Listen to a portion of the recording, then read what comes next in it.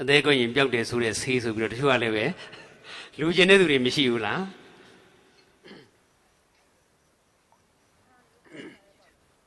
မြတ်စွာဘုရားရှင်ရဲ့ဂုဏ်တော်တွေကသာအထိပ္ပယ်တိတိလေးနဲ့လေးလေးနဲ့ပွားများနေဆိုရင်အသေးကွဲတာတွေလည်းမပြောက်ဘူးလာ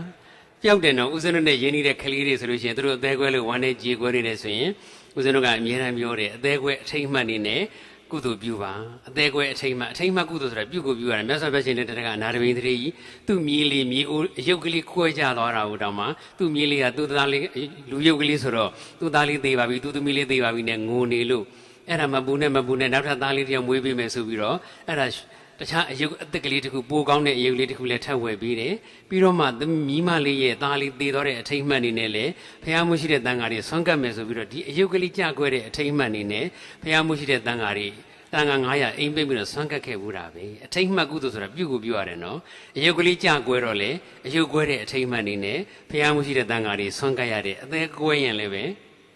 အသေးကွဲအထိတ်မှတ်နေနဲ့ဖះမှုရှိတဲ့တန်ဃာတွေအိမ်ပိတ်ဆွမ်းကပ်လို့မရဘူးလားအဲ့လိုကတ်တဲ့အလှမျိုးလေးကြားဘူးကြံလိုက်တာကိုကျော်ထင်းအောင်အသေးကွဲဘူးလားကွဲဘူးပါဘူးဗျာအသေးမကွဲဘူးသိရင်လည်းအသေးမကွဲဘူးတဲ့အထိတ်မှတ်နေနဲ့ဆွမ်းကပ်ပါမယ်ဗျာ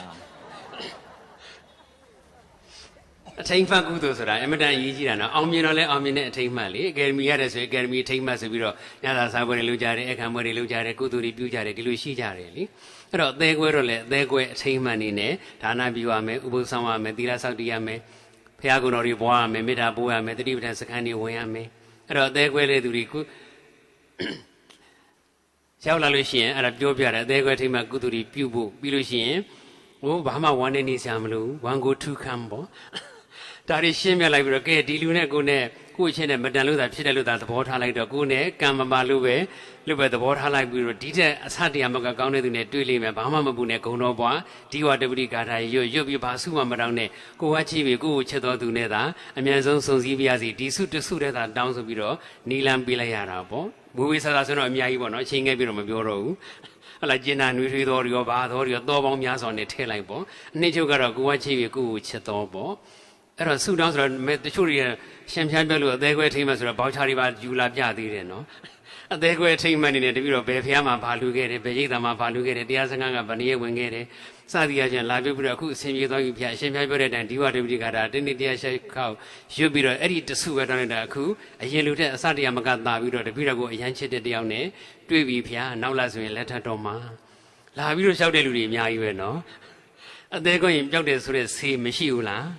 းရှိတယ်နော်ရုပ်ဝတ္ထုနဲ့ဆေးပြားလေးတောက်ဆေးမုံလေးတောက်ပြီးတော့ရေနဲ့မျှောချတဲ့ဆေးတော့မရှိပေမဲ့လို့စိတ်အလုံးနဲ့လုပ်ပြီးတော့ဘုရားကုံတော်ပွားမေတ္တာပို့ဝင်လေထွက်လေရှုမှတ်တတိပဋ္ဌာန်ဤတိုင်းရှုမှတ်တဲ့ဆေးကတော့မရှိဘူးလား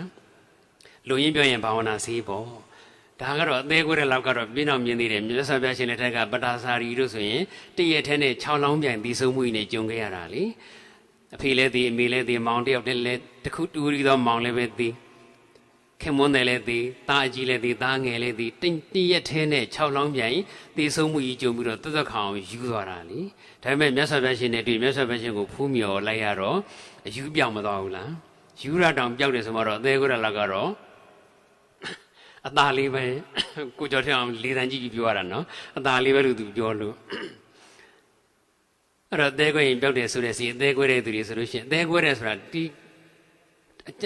ပုဂ္ဂိုလ်တယောက်ကိုထပ်တယ်လေးလေးတွေးနေလို့ကိုယ်စိတ်မှာခံစားနေရတာဒါဆိုရင်ဘာမှမခက်ဘူးဘာဝနာတွေဆိုတော့ကအများကြီးရှိတယ်လူပုဂ္ဂိုလ်တယောက်ယောက်ကိုအကြောင်းပြုပြီးတော့ကိုယ်စိတ်မှာနာကျင်မှုပူလောင်မှုဝေဒနာခံစားနေရတယ်ဆိုရင်တခြားပုဂ္ဂိုလ်တယောက်နဲ့အစားထိုးလိုက်ယူမယ်ဒီလူကြောင့်စဉ်းစားနေလို့ဝမ်းနေကြေခွဲရတယ်ပူလောင်ရတယ်ဆိုရင်ဝမ်းနေကြေခွဲစရာမလိုပူလောင်စရာမလိုတဲ့သူအမျက်ဆုံးကအကောင်းဆုံးကတော့မြတ်စွာဘုရားပဲပေါ့ကုသိုလ်တွေဆိုတာကအမျိုးမျိုးရှိတယ်တချို့ကမတွေးနဲ့မတွေးတဲ့ကုသိုလ်မလုပ်အောင်ဂုဏ်တော်ပွားတယ်ဆိုတာတကယ်တော့တွေးရတဲ့ကုသိုလ်ပဲတရားရောက်ကြောင်းတွေးရလို့ကုသိုလ်အကုသိုလ်ဖြစ်တယ်စိတ်ပူလောင်တယ်ဆိုတာအကုသိုလ်ဖြစ်တာပေါ့အဲ့ဒါဆိုလို့ရှိရင်ဘုရားကြောင့်တွေးလိုက်